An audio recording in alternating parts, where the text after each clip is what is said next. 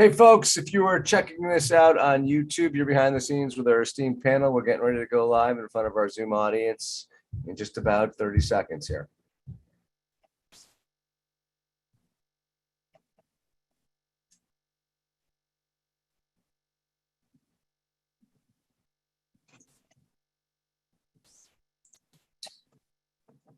All right, here we go, guys. Let's start this.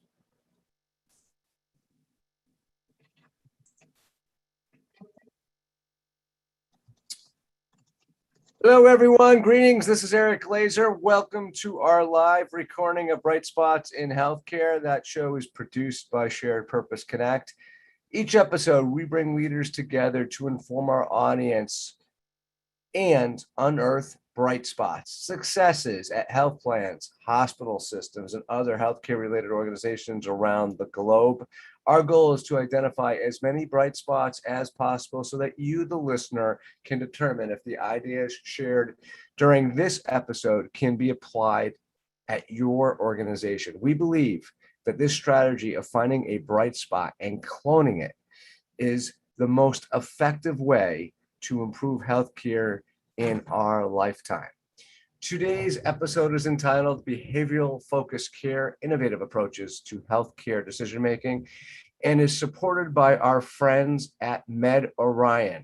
If you have not heard of OBrien, they are helping health plans and value-based care organizations change medical behavior across your entire population to improve the lives of millions of individuals. And that's a key term in their approach. Their technology combines behavioral science and artificial intelligence to create a unique understanding or profile of each one of your members. And then you use this data to take action to activate behavior that results in better healthcare outcomes. I will tell you a little bit more about them later on in today's show, but you can check them out right now at medobrien.com. That's MEDORION, one word, .com. So thanks to those guys for being part of the Bright Spots in Healthcare family.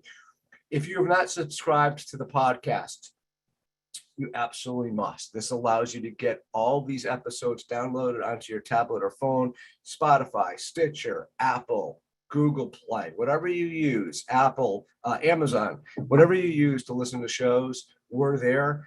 All kinds of big time guests from all over the industry, including the illustrious panel you see in front of you today. So really encourage you to subscribe, listen to some of the episodes throughout the year. We've had some incredible guests, including CEOs of companies, former cabinet members in the U.S. government, and a lots of other leaders at health plans and health systems. So check out Bright Spots in Healthcare. All right, we have a ton to cover. We have a couple of other panelists who are going to be joining us from all over the country here. So they'll be calling in. We're going to have 5 panelists in total, we believe. And I want to get into it because we're going to be really tight on time. Those who are regulars know I'm pretty good at starting on time and ending on time. Today will certainly put me to the test. So I want to start with Dre Wallace. Dre, I know you represent an organization called Emergent Holdings. I'm going to want you to take a minute to let everyone understand who they are and what that relationship is with BlueCross, BlueShield in Michigan. And what I really want to start our conversation with is how health plans can convert their overall population-based care competency to individualized based care, because I think that's going to be the foundation of everything that we're going to talk about over the next 55 minutes here. So go ahead, Dre. Yeah, sure thing. So a little bit about Emergent Holdings. Emergent Holdings is just that, the holding company that actually has quite a few other insurtech and healthcare related companies sort of underneath it. One of those companies is a company called AdvantageShare that does tech products for health plans like back office support, claims processing, enrollment, things like that. And then we also have another company that rolls up under Emergent Holdings, an entity that's called Senior Health Services. And so Senior Health Services is really sort of the MA arm for BlueCross, BlueShield of Michigan. And so the group that I currently work in is called the Business Lab, and we primarily focus on innovation and product development in that MA space, just thinking of different ways to be able to improve member engagement, risk and quality, type things like that. But to just quickly jump into the second part of your question, around like how you increase the competency of these things. Our team was a relatively new team, so we definitely had to evangelize a lot, within the organization. And the biggest thing that we really had to start to focus on was like really focusing on real problem solving, and also just being super focused on customers and members, like laser focused on that. And mostly the reason is because in order to try to reach a lot of people and to get them to do something, it doesn't matter what that something is, to reach them at scale, you do kind of have to understand the individual, which means you have to look at the data. So that was one of the big competencies that we really had to get, folks kind of working around, is this idea of, we're sitting on all of this data, like, why aren't we using it to the best of our ability to be able to talk to members like we know them? Could you provide a quick example of how you put it to the test? I know when we were talking the other day in preparation for this, you were talking a little bit about sort of age into Medicare. Could you provide that example just so people could kind of get in their mind's eye what it's all about? Yeah, sure. Much like, trying to acquire a customer for anything, any company, is not that much different really, for us. Like, so if we're trying to attack a problem, like member acquisition for folks who are aging into Medicare. In this case, it was for folks who we knew already. Like, these were, sometimes people who have been, maybe on a commercial plan with us for 20, 30 years, but, then as they were aging into Medicare, we were losing them. Like, they were completely dropping out of the funnel. So again, it's like kind of switching from, we can't just look at this as like, just kind of like attacking it as one big problem all at once, but instead these are all individuals. So we really need to understand, how can we segment these audiences in a way that makes sense? So we're actually attacking certain decision points and decision factors, things that would make them change their mind and motivate them to do a specific action. And in this case, that action is buying an MA plan. Interesting, very, very interesting. We'll come back to Trey in a little bit. Just so you folks know, because we're so packed, we're gonna post the bios of everyone in the chat. So that way you don't have to, you get to get an understanding of all the great expertise everyone has, but we're not going to spend 10 minutes talking about bios, because we want to get them talking to us about examples that we could potentially take back to our organization. So that was a quick PSA.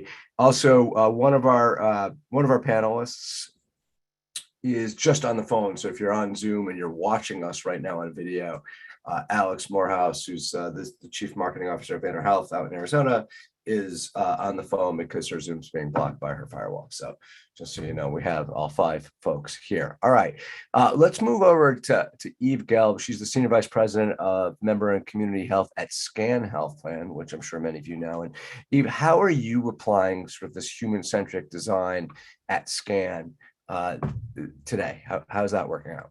Yeah, well, thanks. And Dre, super interesting what you were saying about all the data that we sit upon, and how do we use it. And so I think that was also one of our starting places. But SCAN is a senior focused organization. We were founded by 12 we like to call them angry seniors in Long Beach, California, who were sick and tired of how hard it was to get the things that they needed to live their independent lives, live in their homes. They were being forced into nursing homes. They needed things like transportation, food, housing, all of the things that today, are our buzzwords for SDOH. And so we actually started at the individual level. And one of our struggles was, how do we get to a population level from our individual level where we started 47 years ago as a social services organization.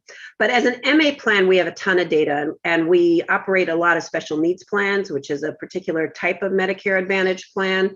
And a health risk assessment is required. And so we said, okay, well, let's do the health risk assessment, not just on our MA plan, but also on our not just on our SNP, but on our full population, and use that data in our algorithms, our AI, et cetera.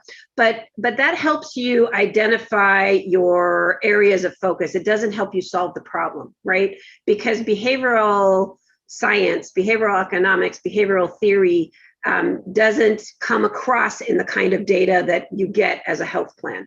So we really focused on a human-centered design approach, where We spend a lot of time already in the homes of our members, because when you're dealing with long-term services and supports, that's where you are, what their home environment looks like. We spend a lot of time in the home already, as I said. So we've really taken the approach of doing in-depth ethnographic interviews about our problem spots, like pain.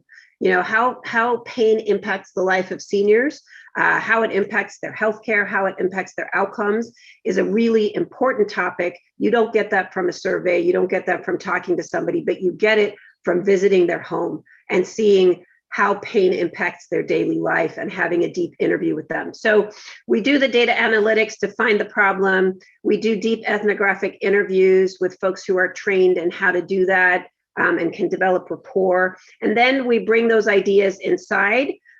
We brainstorm, we create these things called sacrificial concepts, because we might have an insight, but it creates an idea that then we have to be willing to sacrifice. We have to go and test with our population. So we take it back out to a different set of older adults, people on the fringes who pain is not impacting their life or pain is really impacting their life, and see, do they think our idea of a pain care navigator is a good idea? Do they think the idea of CBD oil as part of our benefit is a good idea? Like really testing the ideas that we or experts might come up with. And then we look at, okay, which are the things that are successful? We prototype, we pilot, and then we can scale them. So it's really like, how do you get deep into the life of the person you're trying to help? It's great. I love that. I love that whole strategic approach from even to execution. I want to fly over to the East Coast now of the country here and bring in Tripp Jennings. He's the Innovation Officer and Vice President at BlueCross BlueShield South Carolina. Tripp, how is your organization approaching the individualization, if I may use that term, of population health and driving better participatory medicine in general? Yeah, I think quite simply, many of the things that we went through in the House of Medicine probably 15 years ago, where there was a big push to stop calling patients by their diseases, got a 35-year-old diabetic in room through 50. It was interesting when had already been working kind of on the insurance side for the government, but coming over to commercial, I realized that a lot of our processes were designed the same way. And so we were evaluating people just off of their claims. And one of the big challenges is, and something we say all the time is, the absence of a claim does not mean the absence of a disease.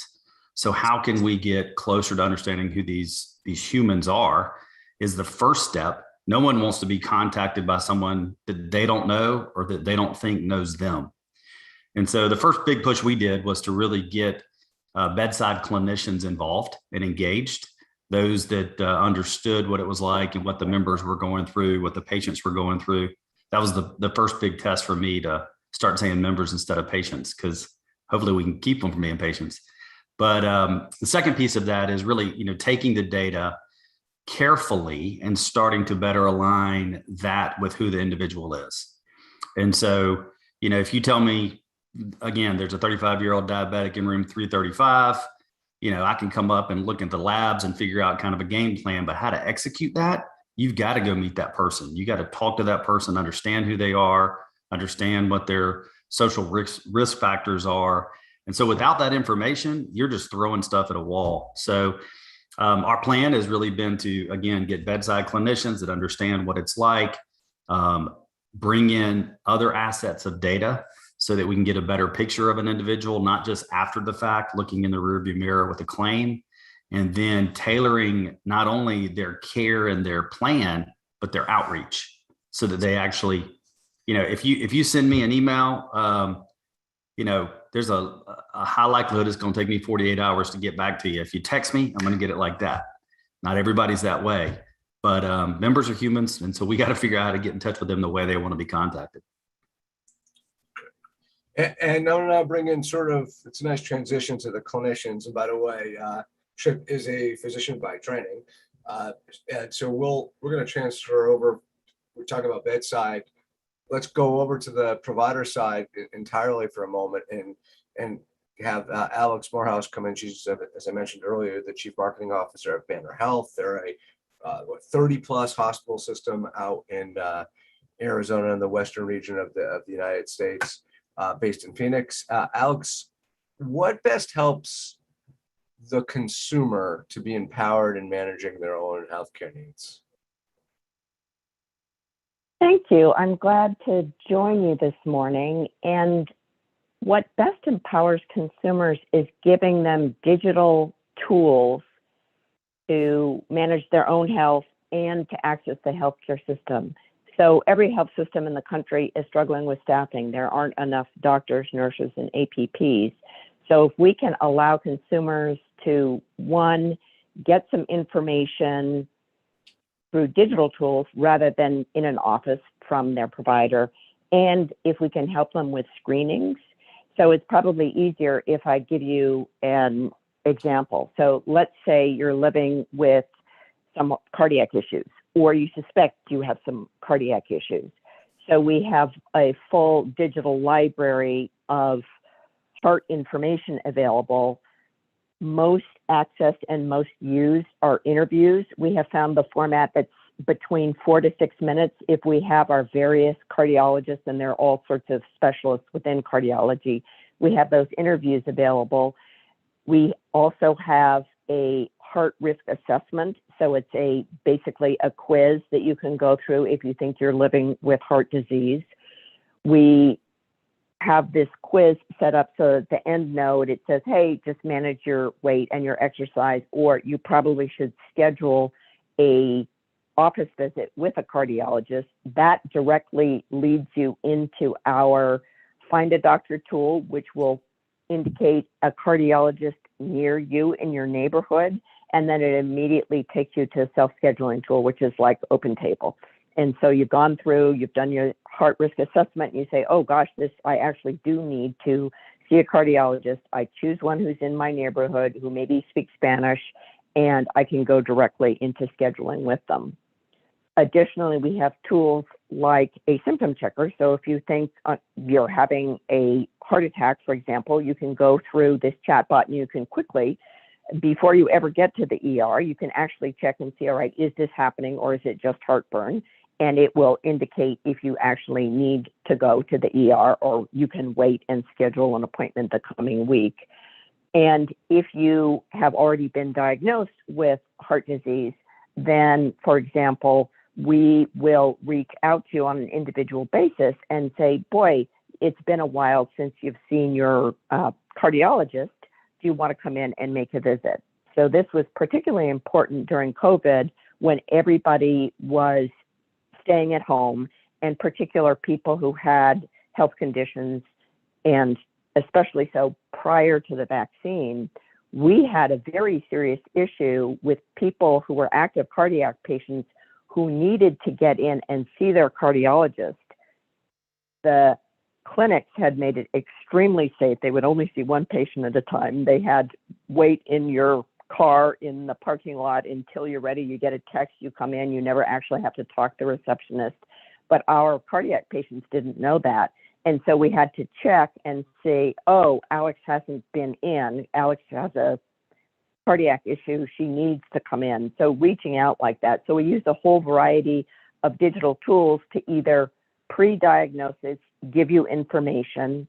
If you're having an incident in the moment, to give you a symptom checker. We also have a nurse hotline if you want to actually talk to a nurse. And then once you're a patient who is being monitored over time, we have a number of digital outreach tools to make sure that people are maintaining their health care. So what's interesting here is, so you've invested a lot in digital, I'll call it self-help digital content to support the member, and you've obviously carefully journey mapped the member experience. Are you using any data or any tools that are new to activate that member into the journey, right? The journey mapping process seems really important. It seems like it's been very well thought out, but what if we don't get them to the journey? How's that happening? Well, that's where we produce rich content, and we use that as the bait, if you will. And typically the trade-off is we want an email address, and that's most consumers understand, okay, if I give you an email address, you're going to reach out to me. We make it voluntary and say, would you like to hear more about cardiac issues? We have a very high take rate on that. And then we have this whole array of places where they can engage. We use each of those as a touch point, and that's another way to bring them into actually seeing a cardiologist. So we use each of those tools and a variety of technologies. Each of them is a different vendor partner that we use, but each of them are used to actually get people to engage in their healthcare. Gotcha. I'm going to bring back in. Thank you. I'm going to bring back in Dre Wallace. Dre, how are health plans and how's your support sort of in partnership with Blue Cross Blue Shield of Michigan? How are you best measuring which individuals you should engage? And once you do that, how are you figuring out how to make it personalized enough that they actually do engage? Yeah. So again, like it's sort of, we try to use other examples sometimes that are just outside of healthcare because other industries are just a lot further along. So, we're always trying to reach, consumers. But in our case, like everyone is either falls into one of two categories. Either you're a member we already know, or a prospective member who we don't know yet. But either way, in order to either get to know the people we already know, a little bit better, we're still looking at the data, and more than likely, even for prospects, we're still trying to acquire data, from other different sources.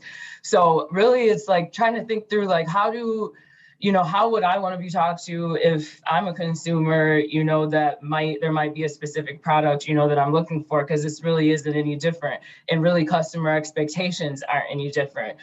We talk often inside of the org when we're trying to discuss like some of these concepts, and we use things like Netflix and Amazon and Spotify as examples, because they're things that people already understand, that they're using all of this data, things that they might know about you, and also ways that you've interacted with some of these platforms, and then basically taking that and saying, okay, I'm going to give you back what we believe you need. And it seems to be a pretty, easy example to understand. And so it's not really any different, for healthcare. Like, for example, if we're trying to attack something like, closing gaps in care, something that is very, related and near and dear to, star ratings and everything like that. If we're trying to get a person to do a thing, like go to a screening, get a test, something like that, then we need to understand what are the decision factors that might be holding them back in the first place, and what are the things that might be something that we could say, in some of the rich content, the things that that you guys have all been talking about, is having that content, almost using it as bait, so you get the opportunity to communicate with them in a way that should resonate with them because you know about them, because you've looked at the data. So we've been trying to use those techniques, with things like medication adherence, stuff like that, just to make sure that, like, once we have these folks, that we keep them healthy, and hopefully out of the hospital. Great. I actually want to come back to the other industries. Those of you who are regulars in the show know I'm fascinated with just how little we do benchmarking off other industries, especially in retail. I want to bring in, before we go there, I want to bring in sort of I'll label him our in-house, tech data guru. He is Shai Levy. He is the Chief Operating Officer at MetaRiot. And Shai, how we've been talking about, so everyone's provided some interesting examples of how they're going about activating and engaging, but how do you do it at scale? Like, if you're a big health plan with 1 million fully insured and another million ASO members, I mean, how do you go about understanding why people are going to be able to act in a certain way, understand all of that, be able to take action on it, but do it at such a large scale effectively? Sure. And first of all, thanks for having me on the show. I'm really excited. I think from my perspective, there are 4 things that are key. One is behavioral AI, and I'll talk a little bit about what that means: infrastructure, governance, and measurement. And let me walk through those things, maybe with a story that you can relate to. Think about a member that's taking their statins to manage their cholesterol, and you have an AI in place that tells you this member is 60% likely to refill his next prescription on time. And so what do? You want to improve those outcomes, but all you know is 60% probability to take action. And what do? You send out a nudge, a reminder, maybe direct mail or a text message, say, hey, you're overdue, refill your drugs. What if I told you that within his clinical record, you could see that he used to take his statins all the time, but recently his physician has changed his dosage.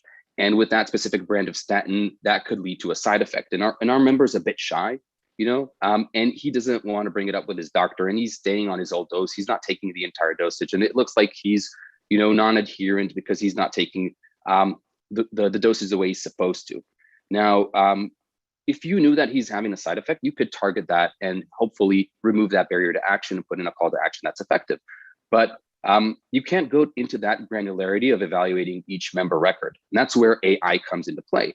But the difference with behavioral AI is rather than tasking it with telling what is the probability that this member is going to refill his prescription, you want to ask it, why is this outcome, right? So once you understand why, you can use that insight to change that behavior.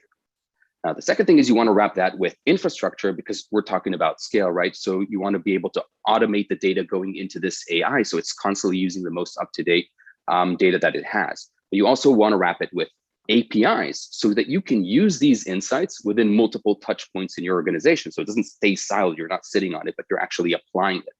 And that's where infrastructure comes into play. And I think using API is a good way because it doesn't require you to change your existing workflows. It just allows you to ingest these insights and benefit from them when you're engaging the member.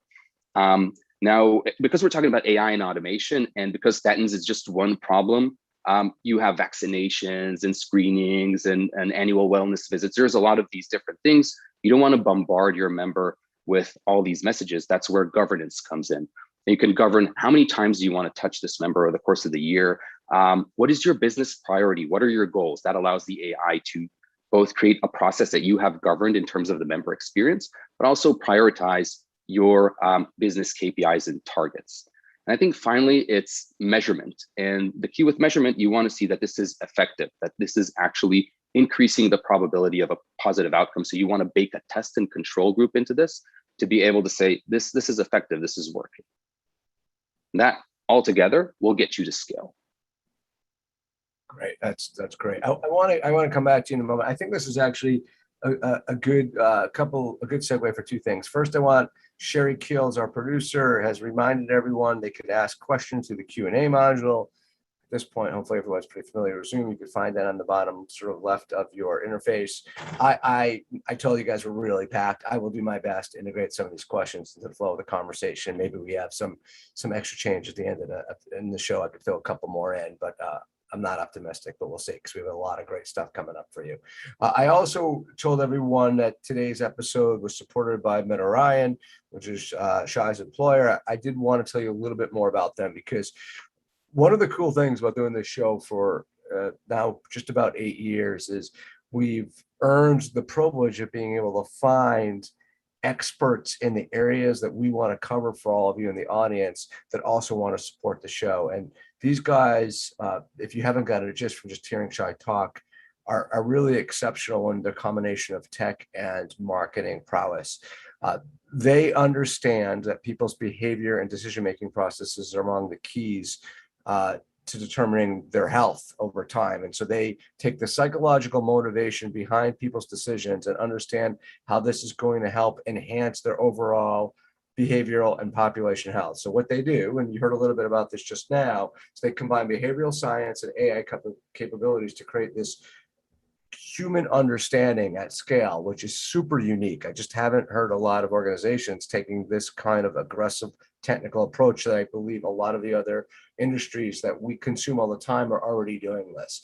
So they take behavioral-based insights and they use their behavioral intelligence software to provide health plans and risk-bearing organizations an in-depth understanding of a consumer's and their concerns. You just heard how that example with the medical adherence, and they enable that health plan or other consumer risk-bearing organization, ACO, to personalize and automate one-on-one member conversations at scale and then facilitate those interactions to drive better healthcare delivery and, of course, better financial outcomes. It's really cool stuff. They have, so as part of just my interactions with them and my planning with them and my vetting of this organization, they share with me a lot of their research and their content.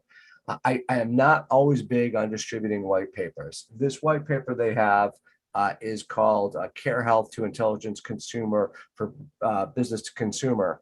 And it is a really good detailed case study of how you could apply intelligence to business to consumer engagement and marketing. So if you guys want to review that, rather than have to go on a website and fill out a form, I'll send it to you directly.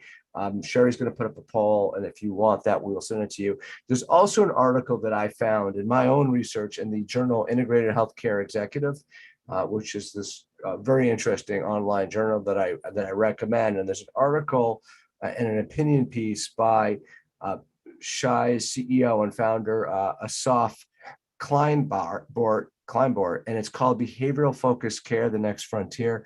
It's also a really interesting piece, and I'll send you directly the link to that in that email too. So request a white paper, I'll send you both pieces. I just think it's a quick read. They're both quick reads, and it could give you a sense if you want to do something differently, or at least explore things differently at your organization. I think it's well worth it. And if you do just want to check out their website, it's medorion.com.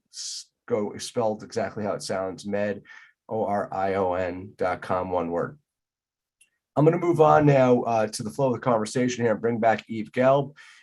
Eve, can you, I want to do some examples, and Tripp, I'm going to put you on deck here. So stretch out. I'm in baseball mode too after my Red Sox got beat up yesterday, but I'm not giving up hope. So Tripp, you're on deck, start swinging. Eve, how could you provide an example of how you guys at SCAN are taking this data-driven approach that we've been talking to and applying it to do something productive and meaningful with your member population? Yeah, sure. So we are using AI as well. I think probably not to the level of the behavioral AI that Shy is talking about. So that's super fascinating to me. But we are doing it to identify the people who have the problem, not why the problem exists. And like some of the problems, preventable hospitalizations, right? There are a lot of models that drive you to who's going to be admitted, but we're looking at who's going to be admitted for a UI, right? For an infection, a urinary infection. That's a different set of models than who's going to be admitted for a cardiac infection. And it really has to do with things around frailty, around activities of daily living, the kinds of data that exist in a health risk assessment and don't exist in a usual electronic medical record. We also have models that are helping us identify people who are in need of long-term services and supports, right? We're going to find them our own way when we talk to them on the phone, but those people that we can't. But one of the most interesting places where we're trying to go, we haven't built the model yet, it's called Finding Dorothy, right? So Dorothy is a pseudonym for a person who does not have a ton of self-efficacy in the health system. And she's a woman who went to her doctor because she's diabetic. She's afraid of her foot being amputated because her sister's foot was amputated, and she's seeing, some blackness on her toes, but her doctor is rude to her. And so she's like, okay, I'm not going to the doctor anymore. This person is impacted by her life. She's grew up in a low income environment. She's got a lot of health problems, a lot of barriers to getting help, but she also has health literacy issues, and the health system is not treating her, to Dre's point, like a customer that really matters. And so she is shutting down and changing her behavior. This is the kind of person it's really hard for us to find timely. So we're trying to use AI models to say, is there something about the way people answer the question, how do I rate my health compared to others my age? Is there something about the fact that she's a person who uses our transportation for our benefits? How do we find the Dorothys? Because they are the people, to the point that Alex was making, there are tons of people who could use the digital model. She cannot use the digital model. How do we find her so that our human resources are dedicated to people like her? That's good. It's a great story. And is there any? Do you guys publish anything about Finding Dorothy, or not? So we have not yet published anything about Finding Dorothy. Most of our models that we're developing, we're developing for our own business use case. We're not doing them in any research mode. So we've not published anything about Finding Dorothy yet. Tripp, how is BlueCross Blue Shield of South Carolina taking a data-driven data-driven approach to all of this? Yeah, so starting a couple years ago, we wanted to look at a different way of segmenting a population and prescribing an intervention. So pretty much all plans, just pick diabetes again and say, let's stratify the population off of whatever that has diabetes, put them in high, medium, low risk. For high, we're going to do this. For medium, we're going to do that. Well, as an example, just one of the groups that I'm blessed to get to take care of and to oversee has 40,000 diabetics. So if you stratify 40,000 diabetics in that population, you're really not that much closer to understanding who those 10,000 are that are high risk. And so I don't want to overblow this in any way, because this is really pretty simple. And my data scientists always say the algorithms are easy. You do need to test them. You need to test them to the outcome. The hard part is the intervention and aligning the intervention with the person. So the first thing we did is just use the massive amount of data that we had.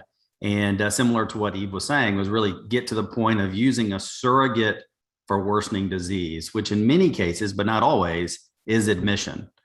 And so we had test data. We have so much data that we're able to then go back and compare that to a population real time. So as more members come on or as other claims come in, we're constantly running that. And we could segment those into a different way of looking at them with high, medium, low, based off of area under the curve, who's likely going to be admitted.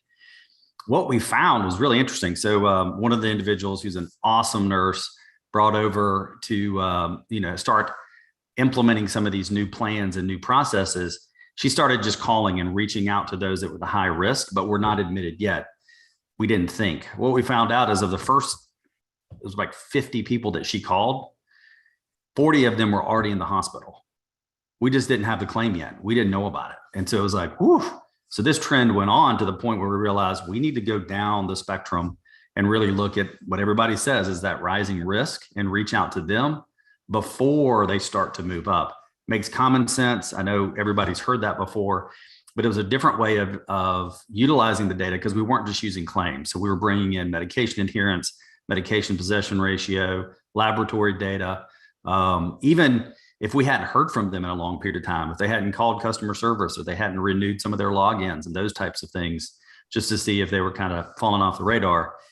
Cutting to the chase, everybody knows this, but when we got in touch with those individuals, which by the way, they were about 10 times more activated than those that, were just clicking along, their A1C's climbing, but they don't have any symptoms, nothing else is going on. These individuals that were that medium to high risk, they actually would answer the phone. They would respond because they knew something was going on. And almost every single time it was social determinants of health. That was the big reason. They didn't need a flyer on how to take their medications. They didn't need a new doctor. They had a doctor. They needed tires for their cars. They needed all these things that we talk about, and their neighbor could have told you. And so just trying to get a better segmentation of the population. And we call this tool, we actually were going to use it initially to test it out. We tested it out on some large employer groups, and we're thinking about using it as a buy-up, but then it was so effective that we said, and the reason it was a buy-up was because we had to put so many human capital on this for the intervention. It's just how we run our business now. So that's what we call precision care solutions. And it is underpinning all of our care management processes. So the next step of that, and we've been talking with Meta Ryan as well, is to look at how do we improve that engagement even further. We have a preference center like many do as far as text or phone call or whatever. But I think the analogy and the simile to Netflix is huge in the fact that, it serves up something similar to what you've been watching. And if you don't like it, you can say, don't recommend this anymore. And we need to get more and more of that into healthcare so that we can get people what they want, how they want it. That was, in the producer world, that's a great tee up to the next question, a great transition. First of all, I didn't know you were already talking about it, Ryan. That's cool. But my next question is really around taking a data-driven approach, similar to Netflix, Amazon, Google. They're so successful with that. How can we do that in healthcare? And if we could provide some examples to how we're doing that in healthcare. So I was going to bring in Shai Levy, bring him back in to talk a little bit about that. And Alex, I'll put you on deck. Go ahead, Shai. Sure. So I think first thing we need to think about is HIPAA, right? Because HIPAA dictates basically what we can do with healthcare data. And we need to think as covered entities and business associates that we can use the data for different purposes, like clinical quality improvement. I have a guest here. Yeah. So- I love this. I think, yeah, this sometimes happens. I'll keep going though. Charity. So I think the once we have HIPAA in mind, I think the first thing that comes to mind is what Tripp talked about. How do you use data, or how do you classify members that you don't have any claims for them, right? And what a lot of social and B2C organizations, e-commerce does is a lot of lookalike, right? And that's the first thing that we're adopting from that. How do you classify a member that you don't have any claims for, don't have enough claims for, because they're new on the plan, because they don't use their healthcare a lot? And so a lot of lookalike techniques, looking at the similarity between members that you are rich in data for, and you can classify them well based on your algorithms, and doing similarities and lookalikes with members that you can't do that for. Second thing that I think we bring in is the ability to use these insights everywhere. And you feel it with e-commerce when you go on a website and you're looking for travel, and then you go on Facebook and suddenly bookings is right there with you. And I think that tactic doesn't really suit healthcare, but the strategy does. Use these insights everywhere. So if you know something about a member, use this when you send out direct mail. Use this when your care coordinator reaches out. Give this hint to the care coordinator to say, hey, there's something that you might want to uncover. And I think the last thing, and I saw this in the Q&A, is how accurate is your AI? And I think a lot of things that they're doing in e-commerce, they're at like the cutting edge of data science, and they're bringing in different types of measurements. One of them is uplift modeling, which basically tells you how well are my interventions doing in terms of improving outcomes. And I think one of the cool things that we've done is incorporate that into healthcare. So we can tell who we're able to persuade. Once a campaign starts running and we start to engage members, we can tell who we can persuade and who we can't persuade. And if I go to that with medication adherence, and I think why that's really cool, imagine that you're running this barrier removal strategy. You're trying to remove barriers like cost or side effects or just a sense of urgency to take drugs. And some people are responding, but other people aren't responding. For the core competency for barrier removal is that person wants to take the drug in the first place. And with this type of AI technique, you can see that it's not working for other people. It's not increasing the probability. These people don't want to take their medication. So now I know who they are, and I can retarget them with a more effective strategy. And that's what leads to year-over-year improvement. And I think it also answers some of the Q&A process for biases in the algorithm, because you can measure, does it have a business impact? Does it have an uplift in the probability to improve the outcome, yes or no? And I think that's these are a few things that we're bringing from e-commerce into healthcare. That's great. By the way, your daughter's adorable. Bring her on the show anytime. And great concentration, by the way. That was impressive. I've experienced in that. Not my first time. Alex, how about over at Banner? How are you taking sort of a consumer Netflixy approach to data-driven marketing? First of all, I'm delighted to hear the personalization that we're observing across each of the speakers. It's no longer the diabetes patient in room 10. And we have Dorothy. You've given Dorothy a name. We use the same thing. We have a persona, and we call her Sophia. And she's married. She has a couple of kids. She has 4 sets of parents that she's looking after. And she's basically short on time and short on money. So everything we do is trying to collect information about her and then using if-then logic. AI is basically just math, and it's all this if-then logic. There's nothing fancy about it. It's been around for ages. But the most important thing is pulling all the data into a single place. Most health systems think that they already have all of customer data in a single place, and they call it their EMR. That is a very partial view. It's at best half of the picture, because all the service interactions need to be there. Billing needs to be there. How often did she log in? What content did she look at? How many times did she call into the call center? What's her health history over the past 18 months? all of the, and also P.S. who are her family members that she's looking after, which is why we deliberately chose somebody who had an extended family for whose health they were responsible. So the first thing we had to do was extract data from, I think we had 120 legacy systems, and put it into a centralized customer database with a 360 view of Sophia. And then every single interaction, the most basics, we put the preference data in there, but everything is firing off of an if-then. And particularly with the new cookie regulations that are coming in where you cannot use third-party data, having primary transaction data is what drives all of our interactions. So we have personalized transactions with 3.2 million Sophias, and it is completely specific. Every interaction, every communication, the content that she served on the website, the digital tools that she offered, all of them are personalized based on her data profile. And any place she shows up across the system, because we have everything from urgent care and labs and rehab to clinics to acute care to hospitals, any place she shows up, the right hand and the left hand know what has happened the prior day, the prior month. And so there's a consistent experience. So we're using the data on a day-to-day basis, on a patient-by-patient basis. And then we build that into our ROI model. Then we are very happy to see that there's a very robust payback for all of that.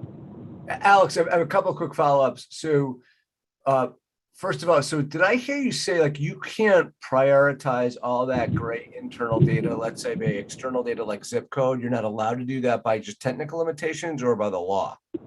No, the new data, it won't go into place for another year, but the example that was just given, you start to research travel online and then Facebook is going to start serving you ads for bookings.com. They will no longer be able to do that. So you can't use, that's what I call third-party data. You can't use Facebook tracking data. So the digital footprint that basically you can't use your browsing history to serve personalized ads anymore after 2023. Right, but are you able to leverage, let's say, holistic social determinant data like zip code to overlay and hone in on the Sophias that are going to need the most help and require the most timely intervention? Yes, of course. And we use demographics. We use that third-party data. It's Experian, Prism, choose your weapon. It's all publicly available, and we do use that. Got it. And a couple of other, I have a follow-up myself, and then some audience questions are coming, and I think we could grab one of them at least. As far as that sounds like a daunting 120 database sources or data sources, I heard you say, into one. One, how long did that take? And two, is it a homemade database CRM, or did you take one that we would all be familiar with? No, I would never ever recommend a homemade. It will fail. I promise you, it will fail. So it took about 5 years, $200,000, and we had to, in order to get that cash, we had to do the ROI, but it has had a very robust payback because we get more patients in the door, we get them more engaged, and they stay longer. I mean, $200,000 seems really low. I'm surprised to hear that. I was thinking. Sorry, Sorry, it wasn't 100,000, 100 million, $200 million. Okay, that sounds. Yep. That sounds more like it. All right, yeah, that's a massive undertaking. Okay, great. Now, so I think we had a question for you about. Could you say more about the new cookie restrictions? But I think you did upon follow-up. So I'm going to assume we answered that. Just going back to your first answer about 20 minutes ago around your tools. Arielle wants to know how has been the consumer uptake of those digital tools, and have you been able to garner through utilization any insights about, how to facilitate the appropriate use or good use of these tools? Well, let me give you an example. Our uptake of those tools is typically measured through the usage of Google My Business, because that's the digital front door. When people sit down in front of a browser, do they go to your Google My Business listing or do they not? So before we started this series of implementations and investments, we had 3 million people a year coming to Google My Business. This year we will break 160 million people coming to Google My Business. And 68% of the people who come in and book appointments through that are new to Banner. They've never been Banner patients before. So if you build it and make it easy enough, they will come in droves. And we pursue the one-click strategy. So we buy all the keywords. If anybody's on Google putting symptoms in, abdominal pain, sprained ankle, they will immediately go to the Find a Doctor tool, which immediately takes them to a booking tool. And that has driven this 160 million new visitors. That's great. That's member journey at its finest. I want to, guys, we're going to do some ROI talk in just a moment. So hang on. And Alex, I'm going to bring you back for that. I want to talk a little bit about this data-driven approach as it relates to the pandemic. We haven't said the C word once yet, but I do think it's worth noting because we're certainly still in operations around getting folks tested, getting folks vaccinated, getting folks treated. So Shai, could you talk a little bit about how this back-end individualized approach to population health has been working and have you been applying it during the pandemic? So I think the first thing that happens in the pandemic, right, is when you look at data, it starts moving in a really, really significant way. And with one of the plans that we were working at, what we found out was, and I have a guest back here. What we found out was. By the way, Dre, I'm going to want you to jump in on this too, because I know you were actively involved in this. So when Shai needs help, you jump in, right? So one of the things that we found out was that members, Medicare eligible group members, were dropping their coverage. And your predictive analytics is telling you, oh, there's a risk for enrollment rate towards the end of the year. And the behavioral AI, the explanatory AI, is telling you knowledge gap. What does knowledge gap mean? And we thought about this for a little bit, and we figured out, wait a minute, these people aren't dropping their coverage, they're losing their jobs, or they're afraid to go into work because they might get sick and they feel like they're forced into retirement. Okay, so now they have a knowledge gap, and what do I do in terms of coverage right now? And so we quickly iterated on that and send out a message around the special enrollment period and their eligibility and what they should do, and that put the data on trend right back. And another example, again, from the medication adherence space, was we saw med adherence rates go down, and then again, the probability AI says, risk to meeting the goals towards the end of the year, but the explanatory AI says logistical issues, right? So you think about, what does that mean? It means people don't want to go to the pharmacy and pick up their drugs because they're afraid of the pandemic. And we're talking about like the onset of the pandemic. And so you want to come in with messages that are helpful. And the plan that we were working with said, we're going to make 90-day refills more accessible. We're going to help people with home delivery. And then we can take these solutions that the plan has already made, but we can match them to the right people that really need them, right? And you can do that really, really quickly because you have the ability to interpret why the data is fluctuating, not just the risk of the data fluctuating. So those are a couple of things that we did with the pandemic. Dre, is there anything to add there, what you guys were doing up in Michigan? Yeah, sure. We actually, so MedOrion is a partner of ours, and I think probably for us, the most remarkable thing about what we were able to do is just the speed in which that we could do it. So we've already sort of built this infrastructure of similar to what a couple other folks on here have talked about too, but this infrastructure of being able to have all your data centralized in one place. So we were already kind of set up, ready to go. So once the pandemic hit, we're working along with MedOrion, we could quickly get something in market to be able to start talking to members to let them know, about special enrollment periods, trying to figure out which are the folks who are socially isolated that maybe need to have a kit, sent to them. So things like that, we were able to engage, within a matter of days, which, it was one of the things that actually was held up as a great example, even just, within our own organization, just this, the speed that we could get to market with it. Great. All right. Tripp, can we talk a little bit about how to get folks who are listening right now some ammunition on procuring investment for these kinds of individualized population health approaches? How do we rationalize the business case here? And what are maybe some things that have been proven out at BlueCross Blue Shield of South Carolina that you could share that could help sort of show that this is worthy of investing, hopefully invested in the right way?